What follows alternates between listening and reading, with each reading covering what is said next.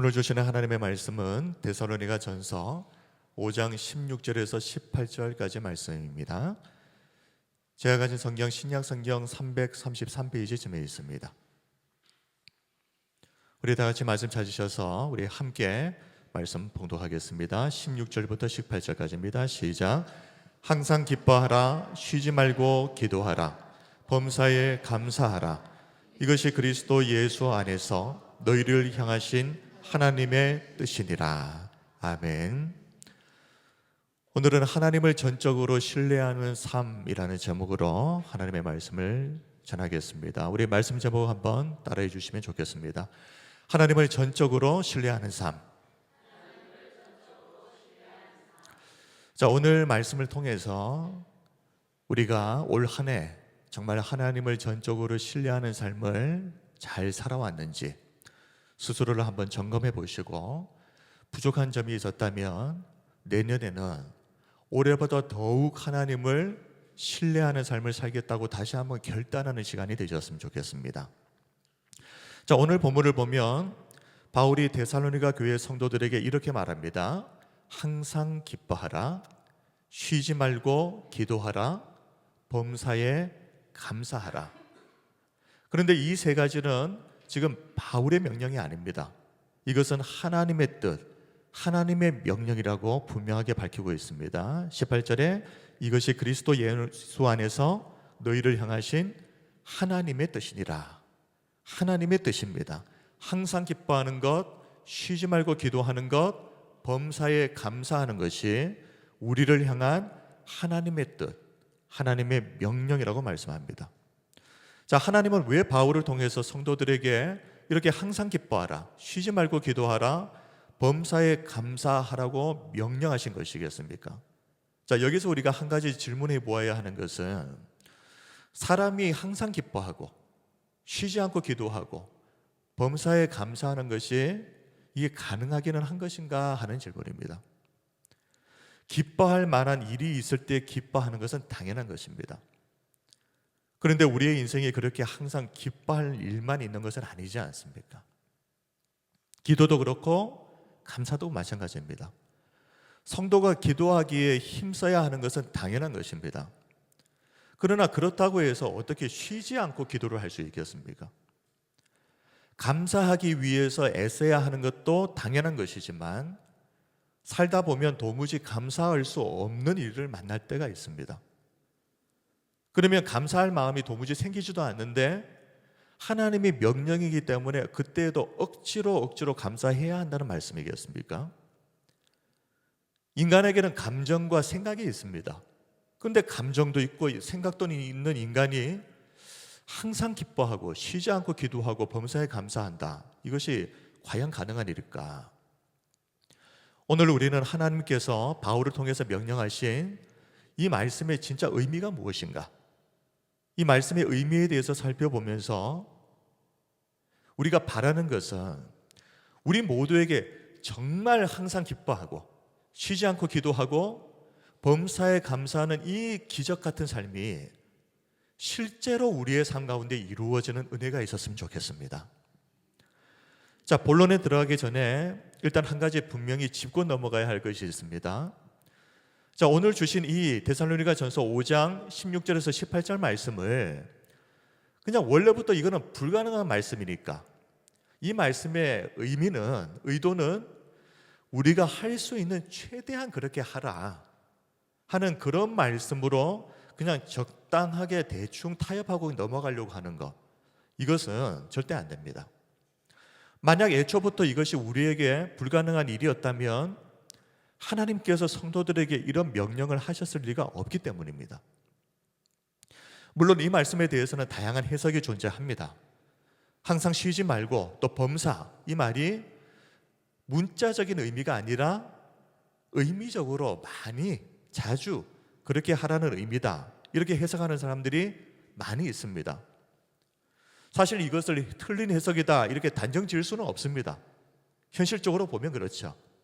그런데 한편으로 생각을 해보면 그렇게 해석을 해버리는 것은 이 말씀을 하나님의 우리의 인생에 개입하시는 것을 다 철저하게 제외시켜버리고 그냥 우리의 힘, 우리의 능력으로만 생각을 했을 때, 한정 지어 버렸을 때 이렇게 해석할 수밖에 없는 것이 아닌가, 이런 생각이 드는 것도 사실입니다. 사람으로서는 당연히 불가능합니다. 그러나 우리 성도 여러분, 믿으십시오. 하나님은 능치 못하실 일이 없으십니다. 그러므로 이 말씀을 명령하신 하나님께서 우리에게 이 말씀을 지킬 수 있는 능력도 주실 것을 믿으시고, 오늘 이 말씀을 좀 더 열린 마음으로 이렇게 살펴보았으면 좋겠습니다. 하나님께서 우리가 애초부터 할 수도 없는 무리한 일을 명령하신 것이 아니라면 분명 이 명령을 하신 데에는 뭔가 이유가 있을 것입니다. 자, 이런 어려운 주제의 말씀을 다룰 때에는 이 질문을 역으로 반대로 이렇게 생각을 해보면 의외로 쉽게 답을 찾을 때가 있습니다.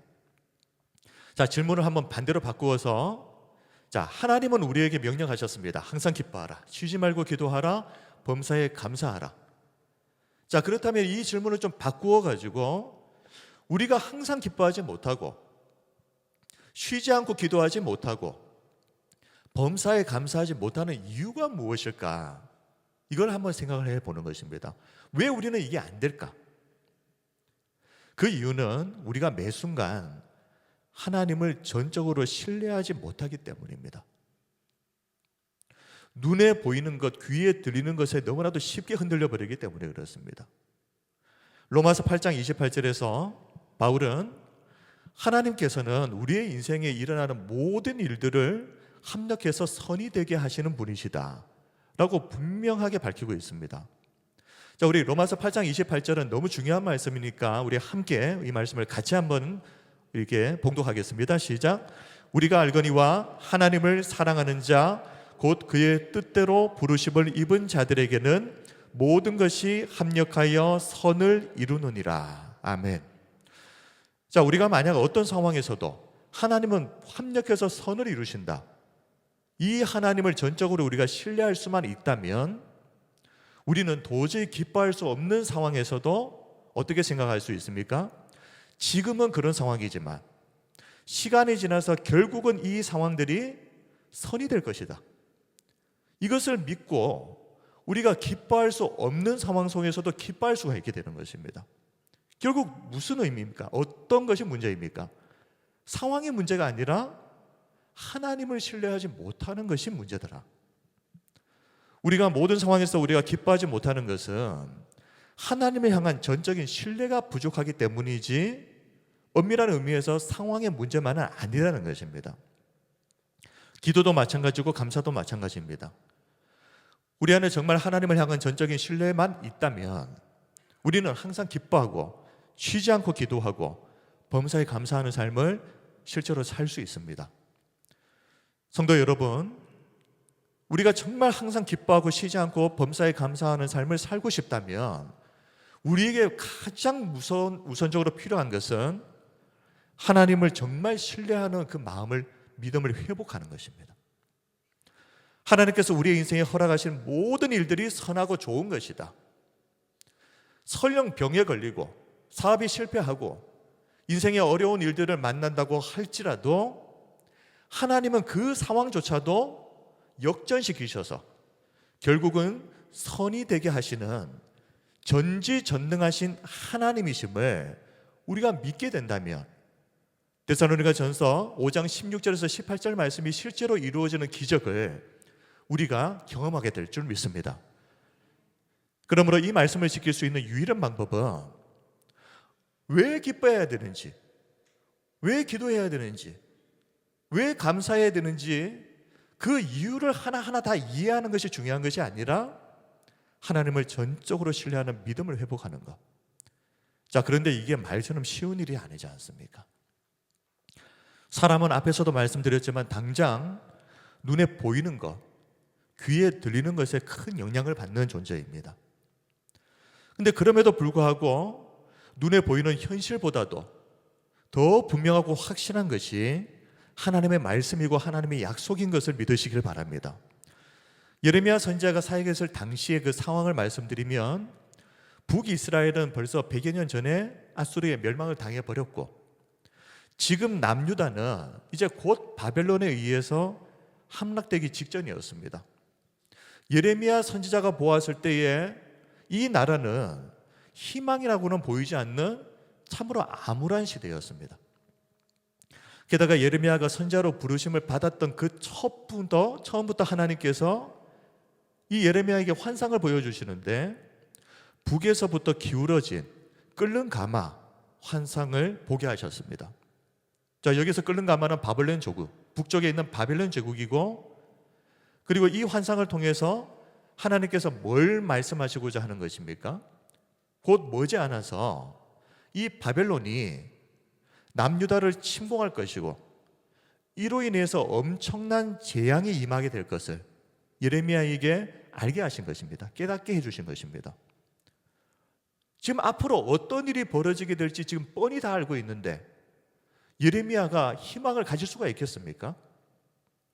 그때로부터 시간이 흘러서 예레미야 29장을 보면 이제 이때는 이미 바벨론의 두 번의 침공으로 인해서 수많은 사람들이 바벨론의 포로로 끌려갔던 시기입니다. 이미 포로로 다 많이 끌려갔고, 그 중에는 상당수가 또 사망했습니다.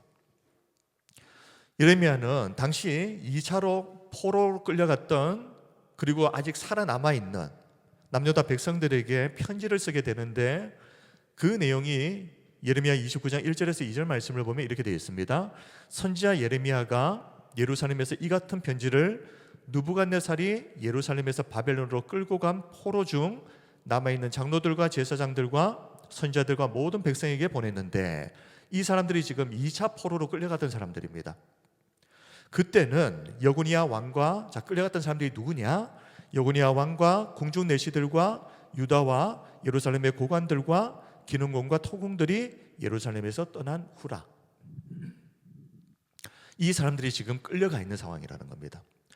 자, 이런 상황에서 지금 하나님께서 예레미야를 통해서 이 살아남아 있는 사람들에게 말씀을 전하게 하시는데, 그 내용이 예레미야 29장 11절 말씀입니다. 여호와의 말씀이니라. 너희를 향한 나의 생각을 내가 아나니 평안이요 재앙이 아니니라.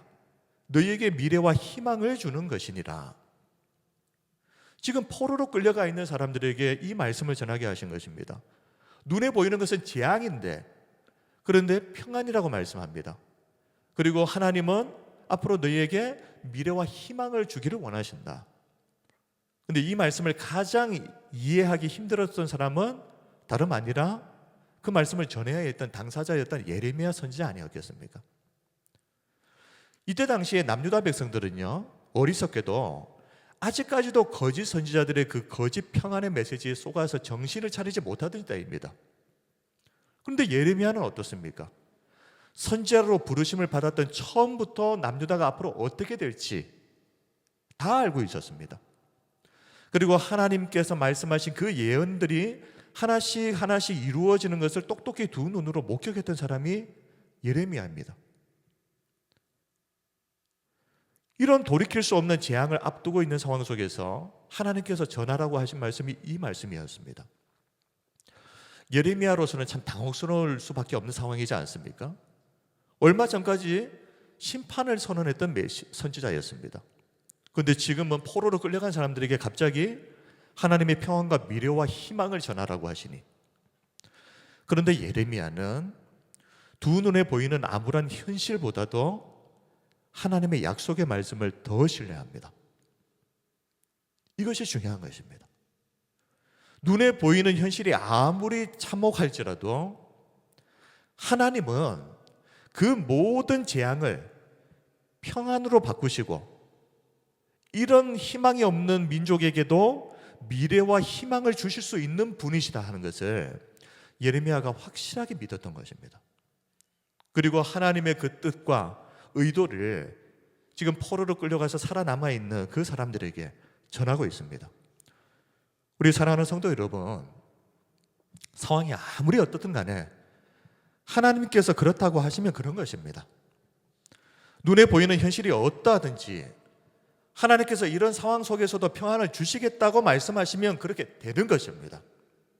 그러니 성도는 수시로 바뀌고 어떻게 될지 알 수 없는 이런 눈에 보이는 현상, 이 현상에 흔들리지 말고 절대 변할 수 없는 하나님의 약속, 이 하나님의 말씀을 붙잡고 승리하는 우리 성도님들이 다 되시기를 바랍니다.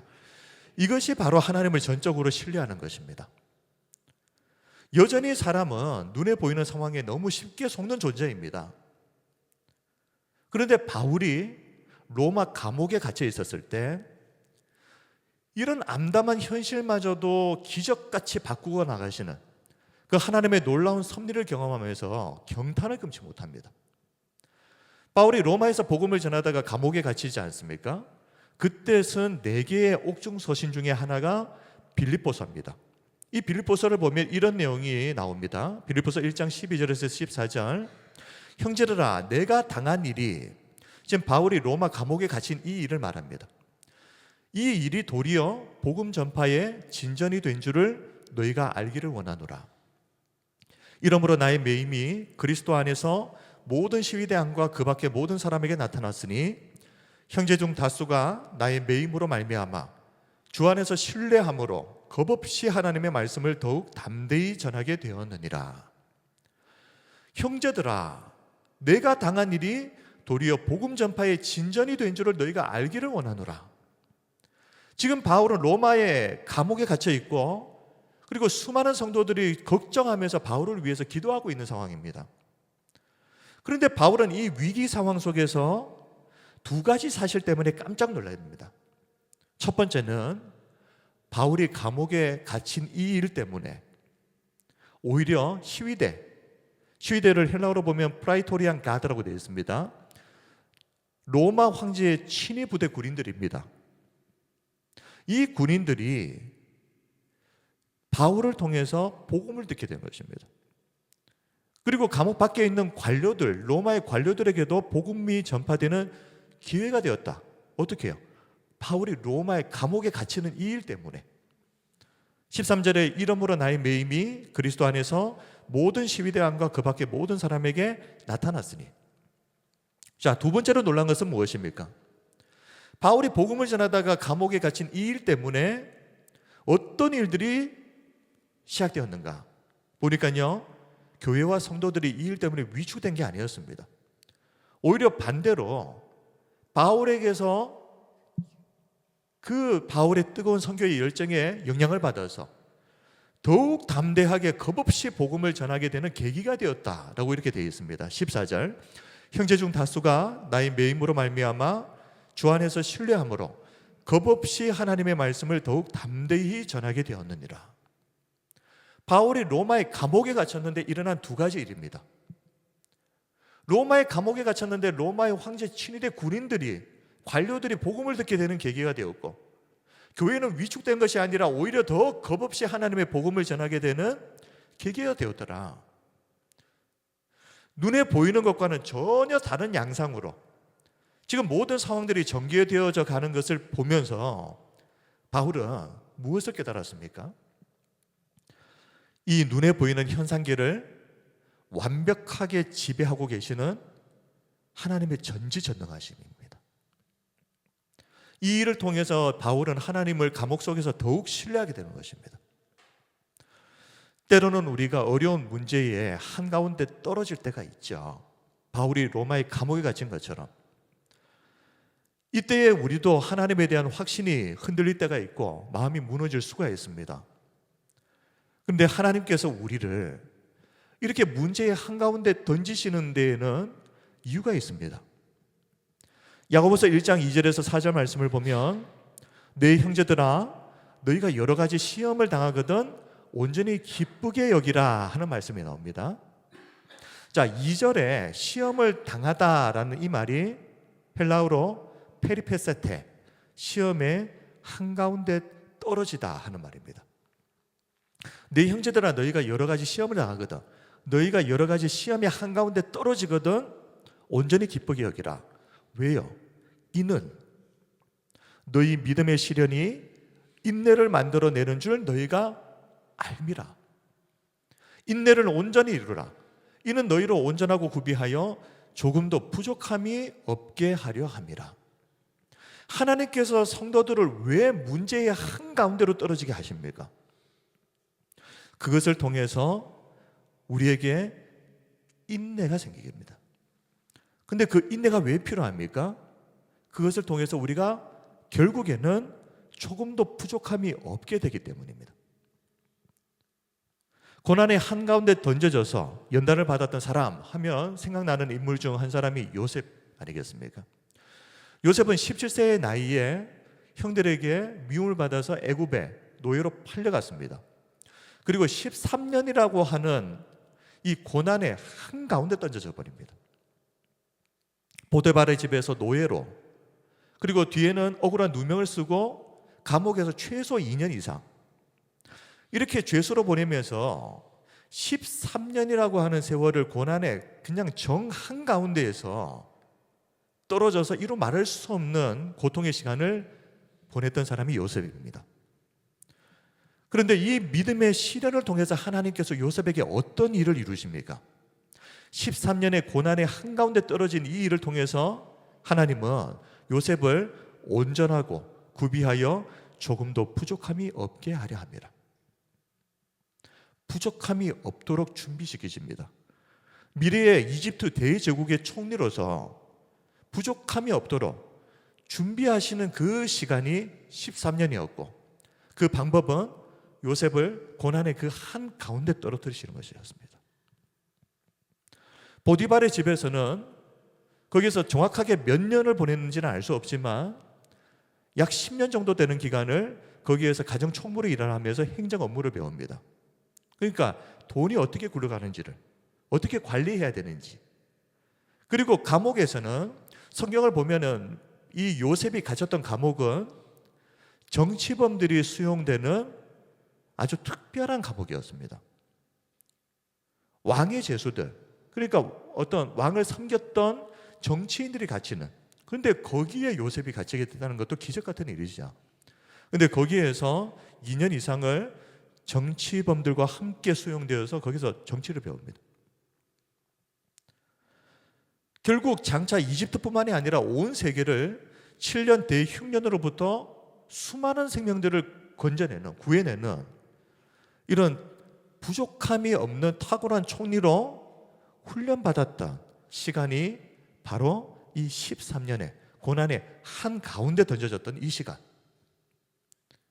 그래서 정말 요셉이 총리가 되었을 때는 그때부터 준비를 시작한 것이 아닙니다.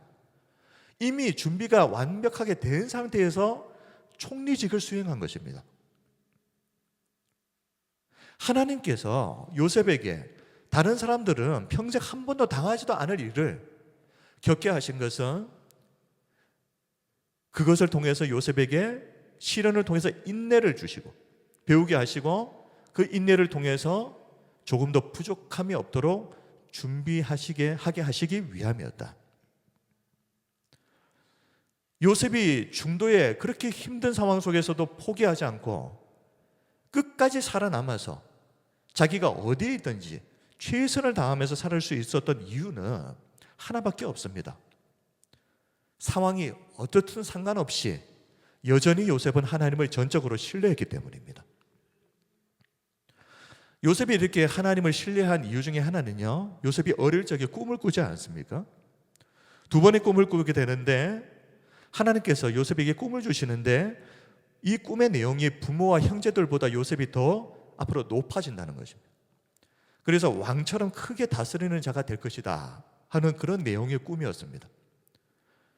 요셉은 노예로 팔려갔을 때에도, 억울한 누명을 쓰고 감옥에 던져졌을 때에도 어릴 때 하나님이 주셨던 그 꿈을 기억하고 있었을 것입니다. 그리고 그 꿈을 반드시 성취하실 하나님을 신뢰하면서 13년을 버틴 것입니다. 결국 이 요셉은 어디에 있든지 합력해서 선을 이루시는 하나님을 신뢰하다가 결국 하나님의 때에 하나님의 기적을 맛보게 된 것 아니겠습니까? 자, 그런데 우리가 하나님을 신뢰하는 믿음을 가지고 싶지만 이 믿음은 그냥 저절로 생기는 것이 아니다 하는 것을 우리가 잘 알고 있습니다. 어떻게 해야 됩니까? 너무 뻔하고 너무 당연한 것 두 가지 말씀드릴 겁니다. 들어보시면 또 그 말씀 하시는구나. 그런데 그게 방법입니다. 첫 번째는 하나님의 말씀을 항상 가까이 하셔야 됩니다. 우리의 믿음이 흔들리지 않으려면 우리의 믿음은 눈에 보이는 것, 귀에 들리는 것 위에 세워지면 안 됩니다. 흔들리지 않는 믿음의 기반은 진리 위에, 절대 변하지 않는 진리 위에 기반을 두고 우리의 믿음이 세워져야 됩니다. 그것이 하나님의 말씀이지 않습니까? 히브리서 6장 17절에서 20절 말씀을 보면 하나님은 약속을 기업으로 받는 자들에게 그 뜻이 변하지 아니함을 충분히 나타내시려고 그 일을 맹세로 보증하셨나니 이는 하나님이 거짓말을 하실 수 없는 이 두 가지 변하지 못할 사실로 말미암아. 하나님이 거짓말을 하실 수 없는 이 두 가지 변하지 못할 사실로 말미암아 앞에 있는 소망을 얻으려고 피난처를 찾은 우리에게 큰 안위를 받게 하려 하십니다. 19절 보십시오. 우리가 이 소망을 가지는 것은 영혼의 닷 같아서 튼튼하고 견고하여 휘장 안에 들어가나니 그리로 앞서가신 예수께서 멜기세덱의 반차를 따라 영원한 대제사장이 되어 우리를 위하여 들어가셨느니라.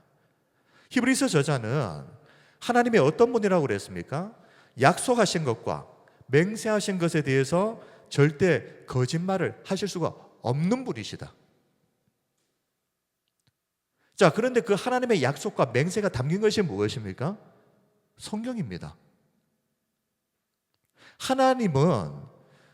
성경은 하나님이 주신 약속의 말씀이기 때문에 하나님의 그 거짓말을 하실 수 없는 이 성품과 관련해서 이 말씀은 반드시 이루어질 수밖에 없는 것입니다.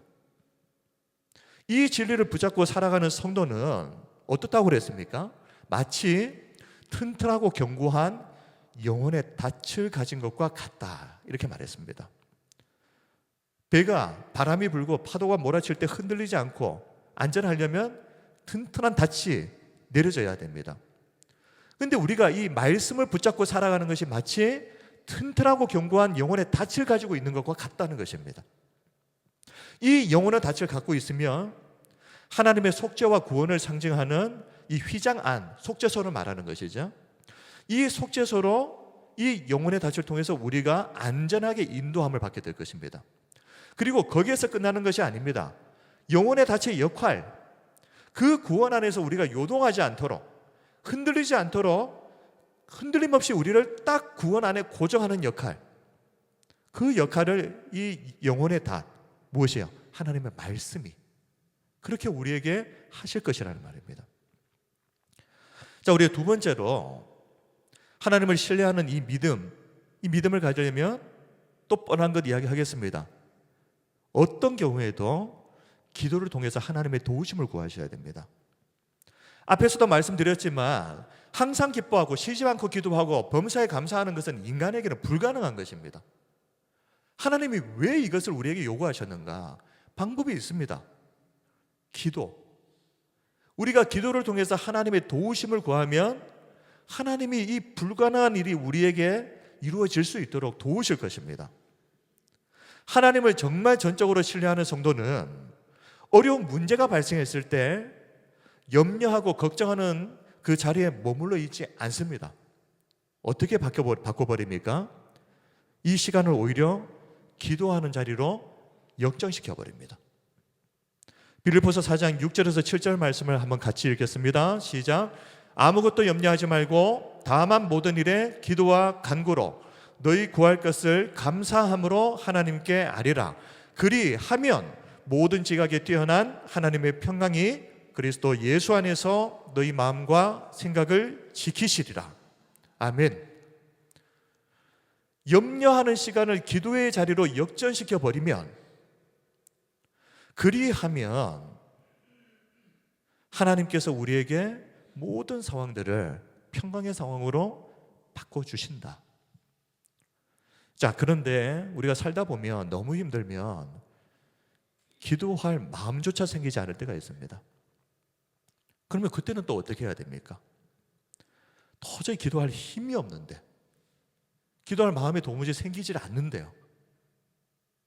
근데 역설적이지만 이때에도 기도로 하나님의 도우심을 구해야 됩니다. 마가복음 9장을 보면 한 아버지가 귀신 들린 아들을 고치기 위해서 예수님을 찾아옵니다. 이 아버지에게 예수님께서 요구하신 것은 딱 하나입니다.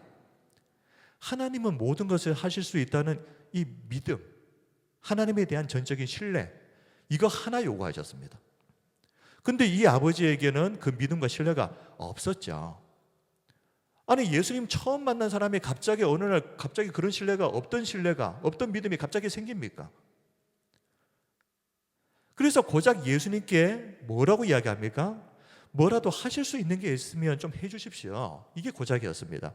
마가복음 9장 21절에서 22절, 예수께서 그 아버지에게 물으시되 언제부터 이렇게 되었느냐 하시니 이르되 어릴 때부터니이다. 귀신이 그를 죽이려고 불과 물에 자주 던졌나이다. 그러나 무엇을 하실 수 있거든 우리를 불쌍히 여기서 도와주옵소서. 이 말에는 하실 수 없다는 가능성도 포함이 되어 있는 것 아니겠습니까? 그런데 예수님께서는 이 가련한 아버지에게 단호하게 말씀합니다. 23절에 예수께서 이르시되 할 수 있거든이 무슨 말이냐? 믿는 자에게는 능히 하지 못할 일이 없느니라. 예수님이 이 아버지에게 요구하시는 것은 단순한 가능성의 범주가 아닙니다. 할 수도 있고 못할 수도 있는 그런 가능성이 아니라 확실한 믿음의 영역을 요구하시는 것입니다. 귀신 들린 아들이 낳을 수 있는 유일한 방법이 바로 어디에 있다는 것입니까? 아버지의 믿음에 달려있다. 이 사실을 깨닫고 예수님께 이 아버지가 부르짖죠. 24절에 곧 그 아이의 아버지가 소리를 질러 이르되 내가 믿나이다. 나의 믿음 없는 것을 도와주소서. 나의 믿음 없는 것을 도와주소서. 내가 완전해서 기도하는 것이 아닙니다. 믿음이 부족하고 때로는 기도할 수 있는 힘조차 없을 때도 그렇기 때문에 더욱 우리에게는 하나님의 도우심이 필요하고 그래서 우리는 기도해야 하는 것입니다. 기도를 감정 따라서 하려고 하지 마십시오. 오늘은 왠지 기도하고 싶네. 그래서 기도하는 것이 아닙니다. 오히려 기도는 언제 해야 되는 것입니까? 도저히 기도 못할 것 같을 때, 기도할 힘이 나지 않을 때, 그냥 기도 포기하고 싶을 때, 그때가 더 우리는 하나님이 필요한 때입니다. 그러므로 이때 더 하나님을 찾고 기도로 하나님께 나아가시기 바랍니다. 예수님은 이 아버지가 아직까지 부족한 믿음이었지만 그래서 나의 부족함, 믿음 없는 것을 도와주소서 이렇게 기도할 수밖에 없는 아버지였지만 이 기도를 기쁘게 받으십니다. 그리고 즉시 더러운 귀신이 이 아이의 몸에서 떠나가게 하십니다. 결국 부족한 믿음의 완성은 기도를 통해서 이루어지는 것이다. 이것을 보여주신 것이 아니겠습니까? 자, 한번 따라하겠습니다. 모든 기적은 흔들리지 않는 믿음에서부터 시작되고 그 흔들리지 않는 믿음은 기도를 통해 주어진다. 모든 기적은 믿음이 있을 때 시작이 됩니다. 그런데 그 흔들리지 않는 온전한 믿음은 기도를 통해서 주어지는 것입니다. 우리 성도 여러분, 하나님에 대한 믿음이 부족하십니까? 아직도 하나님에 대한 신뢰가 흔들릴 때가 많습니까? 이 믿음 없음에 머물러 있지 않고 기도를 통해서 하나님께 도움을 요청하시길 바랍니다. 그래서 기도를 통해서 우리의 부족한 믿음이 보충되어지는 이런 은혜가 있으시길 바랍니다. 말씀을 정리하겠습니다. 오늘은 하나님을 전적으로 신뢰하는 삶이라는 제목으로 말씀을 나누었습니다. 여러분은 하나님을 전적으로 신뢰하십니까? 만약 아직도 하나님을 신뢰하지 못한다면 도대체 그 이유는 무엇입니까? 우리 가운데 요셉처럼 어떤 상황 속에서도 하나님 전적으로 신뢰해서 날마다 놀라운 기적을 맛보는 그런 성도들이 계속해서 늘어났으면 좋겠습니다. 성도 여러분, 절대 눈에 보이는 것에 현혹되지 마십시오. 곡성이라고 하는 영화에 나오는 명대사 중에 멋이 중헌디, 이 대사와 함께 가장 유명한 대사가 절대 현혹되지 마소, 이런 대사가 있습니다. 무당 일광이라고 하는 사람이 주인공인 종구에게 한 말입니다. 이 곡성이라고 하는 영화 자체가 굉장히 좀 복잡하고 약간 이렇게 다차원적인 영화이기 때문에 해석이 엄청 많습니다. 그래서 다양한 해석이 있지만 절대 현혹되지 마소, 이 말은 눈에 보이는 것, 귀에 들리는 것에 현혹되면 사람이 잘못된 판단을 할 수 있다 하는 경고의 의미 아니겠습니까? 사람은 눈에 보이는 것을 가장 실제라고 생각하는데요, 눈에 보이는 것 때문에 속을 때가 너무 많습니다. 귀에 들리는 것을 실제라고 생각하는데 귀에 들리는 것 때문에 잘못된 판단을 할 때가 많습니다. 그러므로 우리 성도 여러분, 절대 현혹되지 마소. 도무지 진리를 알 수 없는, 하루에도 수십 번씩 변하고 바뀌는 세상의 그 수많은 것들에 현혹되지 말고 변하지 않는 하나님의 말씀의 뿌리를 깊이 내리시길 바랍니다. 그러면 이 말씀이 우리의 영혼이 닻이 될 것입니다. 그래서 우리를 구원으로 인도할 뿐만 아니라 그 구원의 은혜 가운데서 요동하지 않도록 우리를 견고하게 붙들어주는 하나님이 주시는 능력이 될 줄 믿습니다. 그리고 하나님을 향한 신뢰가 자꾸 무너지고 흔들린다면 더 기도하시기 바랍니다. 믿음이 흔들리니까 기도하지 못하고, 힘들어서 기도하지 못하고, 감정이 예전처럼 그렇게 뜨겁지 못하니까 기도하지 못하고가 아니라 그럴 때이기 때문에 더 기도해야 되는 것입니다. 그때가 우리가 더 하나님이 필요한 때이기 때문에 그렇습니다. 우리는 애초부터 대단한 믿음을 가진 존재가 아닙니다. 언제든지 흔들릴 수 있는 존재입니다. 그렇기 때문에 기도해야 되는 것입니다. 하나님의 도우심이 없이는 우리는 살 수 없는 존재이기 때문에 기도하셔야 됩니다. 올 한 해가 며칠 남지 않았습니다. 여러분은 올 한 해 얼마나 하나님을 신뢰하면서 사셨습니까? 항상 부족할 뿐인 우리의 인생이지만 말씀과 기도를 통해서 우리에게 다시 한번 하나님을 향한 전적인 신뢰가 새롭게 회복되어졌으면 좋겠고, 그래서 어제보다는 오늘이 더 낫고 우리의 믿음이 오늘보다는 내일이 더 나은, 그렇게 하나님을 신뢰하는 믿음의 사람들이 다 되시기를 주님의 이름으로 축원드립니다. 우리 함께 우리 찬양 드리고 하나님께 기도하도록 하겠습니다. 하나님의 부르시면은 후회하심이 없네. 내가 이 자리에 선 것도 주의 부르심이라. 하나님의 부르시면은 결코 실수가 없네. 나를 부르신 하나님의 신실하심을 믿네. 우리가 이 찬양을 통해서 하나님을 더 신뢰하는 믿음의 사람으로 설 수 있도록 우리 찬양하고 기도하겠습니다. 하나님의 부르심에는, 하나님의 부르심에는 후회하심이 없네. 내가 이 자리에 선 것도 주의 부르심이라.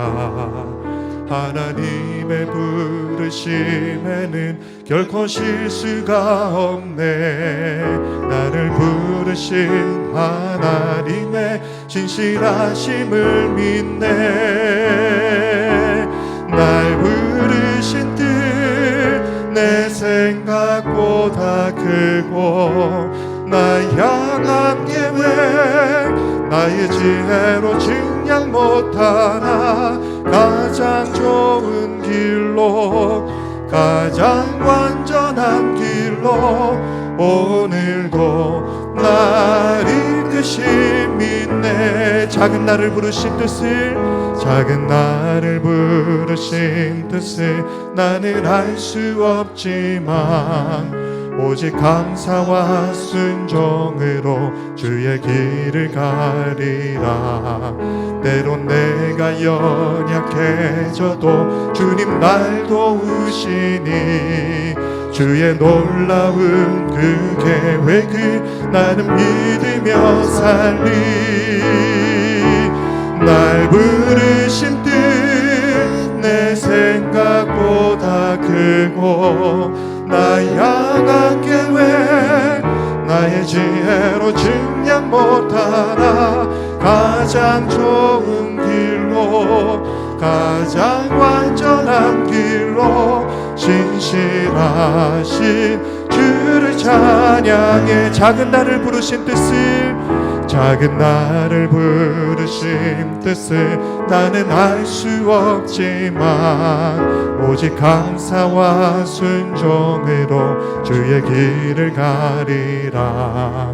때론 내가 연약해져도 주님 날 도우시니 주의 놀라운 그 계획을 나는 믿으며 살리. 날 부르신 뜻 날 부르신 뜻 내 생각보다 크고 나 향한 계획 나의 지혜로 증량 못하나 가장 좋은 길로 가장 완전한 길로 신실하신 주를 찬양해. 날 부르신 뜻 날 부르신 뜻 내 생각보다 크고 나 향한 계획 나의 지혜로 증량 못하나 가장 좋은 길로 가장 완전한 길로 신실하신 주를 찬양해. 나의 길 오직 그가 하시나니 나를 단련하신 후에 내가 정금같이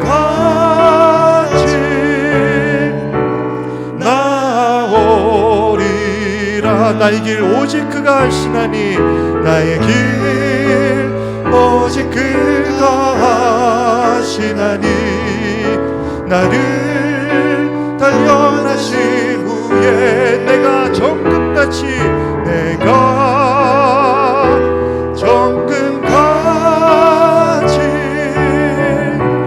나오리라.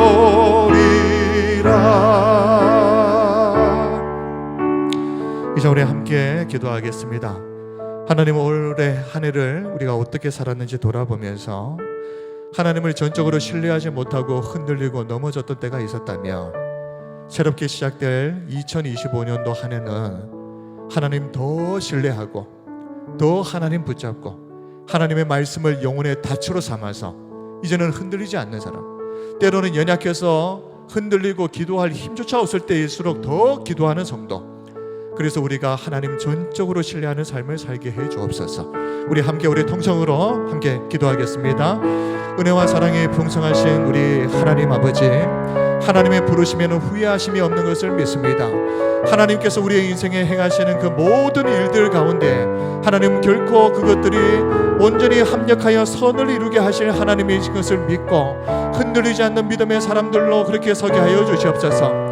세상에 수도 없이 바뀌고 변화되어지는 이 세상이 아니라, 눈에 보이는 것, 귀에 들리는 것이 아니라 결코 변할 수 없는 하나님의 말씀의 진리 위에 우리의 믿음을 세우게 하여 주시옵소서. 아버지 하나님, 이 말씀이 우리의 영혼에 닿이 되어서 우리를 구원으로 이끌 뿐만 아니라 우리의 마음이 흔들리지 않도록 우리를 견고하게 지키는 하나님의 말씀, 능력의 말씀으로 우리에게 임하기를 원합니다. 아버지 하나님, 믿음이 연약해지고 무너지고 흔들리고 주저앉아 있을 때일수록 더 기도하게 하여 주시옵소서. 그때가 더 하나님의 은혜와 도우심이 필요한 때인 줄 믿고 하나님의 은혜를 구하며 기도할 때에 아버지 하나님, 우리에게 하나님을 전적으로 신뢰하는 기적같은 삶이 시작되어질 줄 믿습니다. 항상 기뻐하라, 쉬지 말고 기도하라, 범사에 감사하라, 이 하나님의 명령이 이루어지는 기적같은 삶을 살게 하여 주시옵소서. 그래야 우리 인생이 하나님 앞에서 더 견고하게 세워지는 은혜가 있게 하여 주시옵소서. 하나님 감사하며 살아계신 예수님 이름으로 기도드립니다. 아멘. 영광과 찬양을 받으시기에 합당하신 우리 하나님 아버지, 우리는 항상 하나님을 전적으로 신뢰하는 삶을 살고 싶지만 넘어지고 흔들릴 때가 너무 많은 연약한 자들입니다.